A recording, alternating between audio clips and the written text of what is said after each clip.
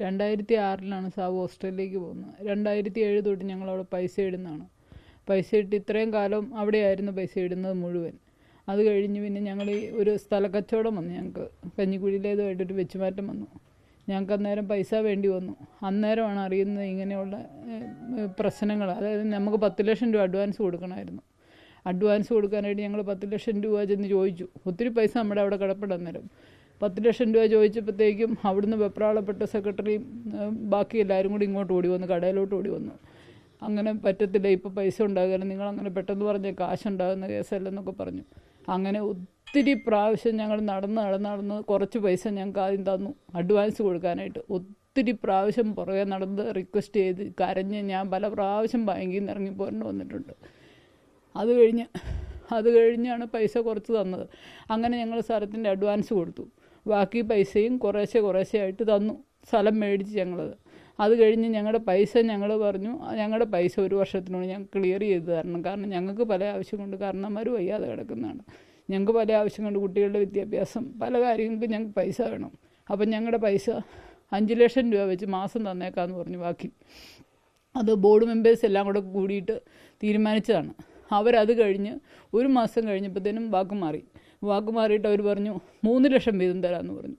എന്നെ തെരുതെരെ അങ്ങോട്ട് വിളിക്കുന്ന സാവ് പോവുകയില്ല, പരമാവധി സാവ് പോവുകയില്ല. ഞാനാണ് എപ്പോഴും ഈ ബാങ്കിൻ്റെ ഇടപാടും കാര്യങ്ങൾക്കെല്ലാം ഓടുന്നത്. സാവിന് പറയാനുള്ള ശക്തി ഇല്ല ആൾക്ക്. ഞാനാണ് പിടിച്ചു നിർത്തുന്നത് കാര്യങ്ങൾ. അങ്ങനെ 3 ലക്ഷം വീതം തന്നേക്കാമെന്ന് പറഞ്ഞു. അതും പറഞ്ഞ് വിട്ട് കഴിഞ്ഞ് 2 ആഴ്ച കഴിഞ്ഞവൻ പറഞ്ഞു അതും നടക്കുന്ന കേസല്ല, നിങ്ങൾക്ക് അത്രയും പൈസ തരാനുള്ള ഞങ്ങൾക്ക് അതില്ല. സാറേ അത് വാക്ക് പറഞ്ഞാൽ വാക്കായിരിക്കണം. വാക്ക് പറഞ്ഞതനുസരിച്ച് ഞങ്ങൾക്ക് പൈസ വേണം, ഞങ്ങൾക്ക് പല കാര്യങ്ങളും നടത്താനുണ്ട്. അങ്ങനെ പറഞ്ഞു.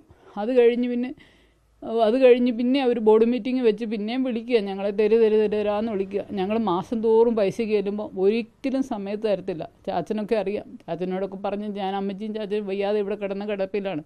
എന്നിട്ട് കട അടച്ചേച്ചാണ് പോകുന്നത് ചോദിക്കാനായിട്ട്. അവിടെ ചെന്ന് കഴിയുമ്പോഴത്തേക്കും ഒരു തരത്തിലും നമ്മളെ ഹരാസ് ചെയ്യുന്ന രീതിയിലാണ് സെക്രട്ടറിയുടെയൊക്കെ പെരുമാറ്റം. ഒരു പ്രാവശ്യം റെജി എന്ന് പറഞ്ഞ സെക്രട്ടറി എന്നോട് ചോദിച്ചു, അമ്മയ്ക്ക് ക്യാൻസറായിട്ട് നീ വന്നേക്കുവാണ് പൈസ ചോദിക്കാനായിട്ടെന്ന് ചോദിച്ചു.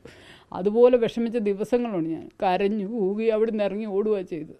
പല ദിവസവും മാർക്കറ്റിൽ വെച്ച് കരഞ്ഞിട്ടുണ്ട്. അവരെൻ്റെ പുറകെ വന്നിട്ടുണ്ട്.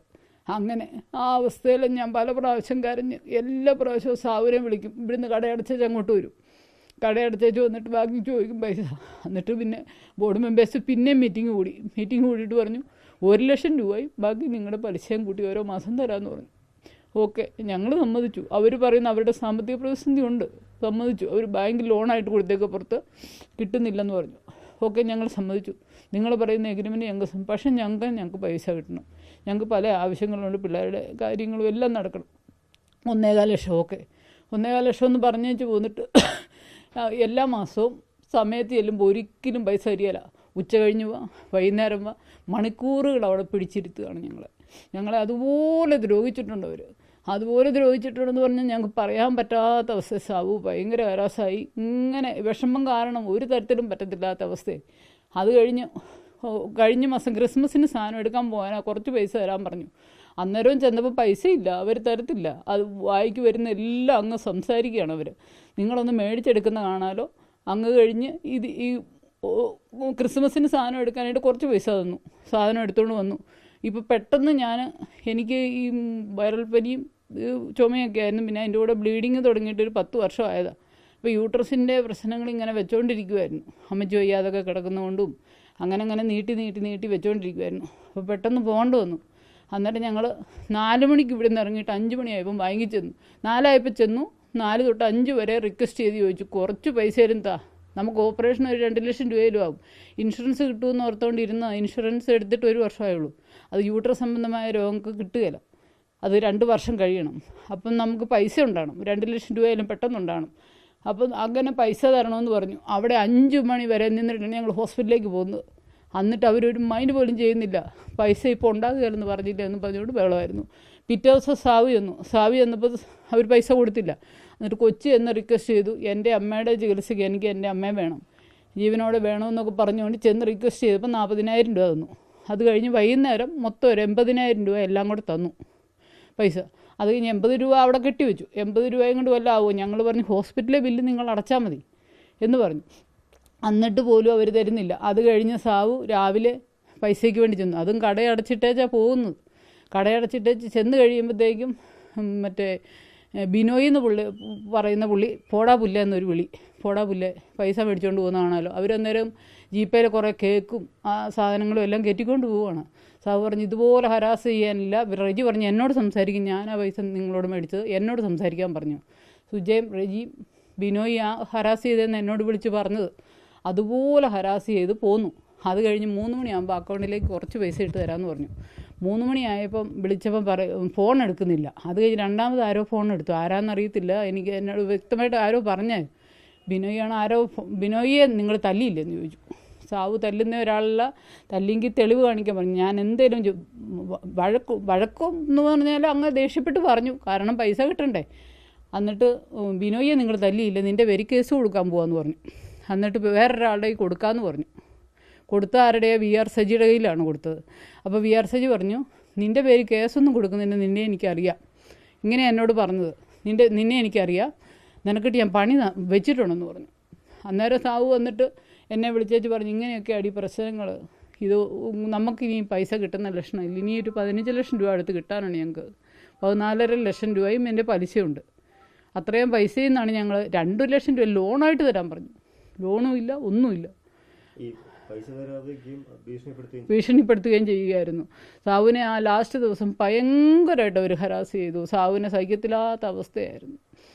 10:30 ആയപ്പം വിളിച്ച് ഞങ്ങൾ പറഞ്ഞു സാവു ഞാനുണ്ടായിരുന്ന ഒരിക്കലും അങ്ങനെ പോയി ചെയ്യുകയില്ല, കാരണം ഞാൻ എപ്പോഴും സെറ്റിൽ ചെയ്ത് കാര്യങ്ങൾ, ഇപ്പം എനിക്ക് എമർജൻസി ആയിട്ട് പോകേണ്ട വന്നു, ആരോഗ്യസ്ഥിതി വളരെ മോശമായിരുന്നു, അങ്ങനെ പോകേണ്ട വന്നു. അല്ല ഒരിക്കലും ഇങ്ങനെ ചെയ്യുകയില്ല കാരണം ഞാൻ എപ്പോഴും ഉപദേശിച്ചു കൊടുക്കും എങ്ങനെയും നമുക്ക് മേടിച്ചെടുക്കാം. അന്നേരം എൻ്റെ നാത്തൂൻ ചേച്ചി ഞാനും കൂടെ പറഞ്ഞു നമുക്ക് അതിനെക്കുറിച്ചൊന്നും പേടിക്കണ്ട, ഞങ്ങളൊന്ന് സുഖമായിട്ട് വരട്ടെ, എന്നിട്ട് നമുക്ക് ബാങ്കിൽ പോയി ചോദിക്കാം, ചേച്ചിയും കൂടെ വരാമെന്ന് എന്നോട് പറഞ്ഞു.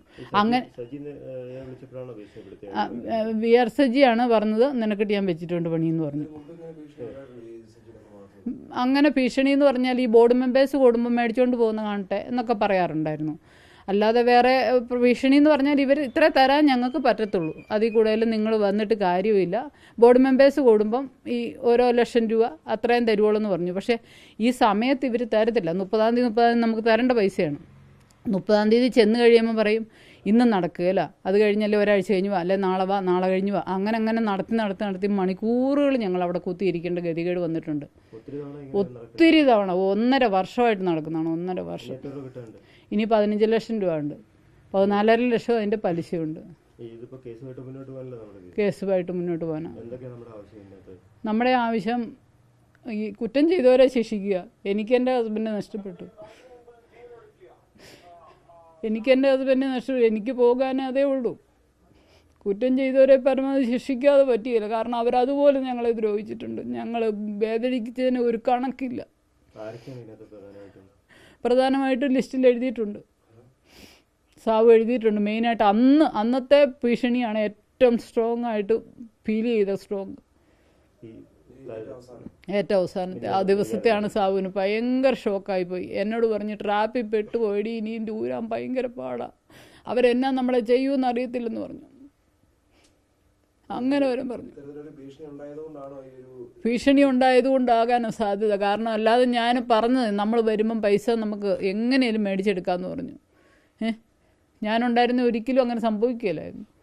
ഭീഷണി വന്നു. കത്തിൽ അത് ഒപ്പല്ല, ചുമ്മാ ഒന്ന് പേരെഴുതിയിട്ടേ ഉള്ളൂ. സാവുവിൻ്റെ ഹാൻഡ് റൈറ്റിംഗ് ആണ്. അതെ.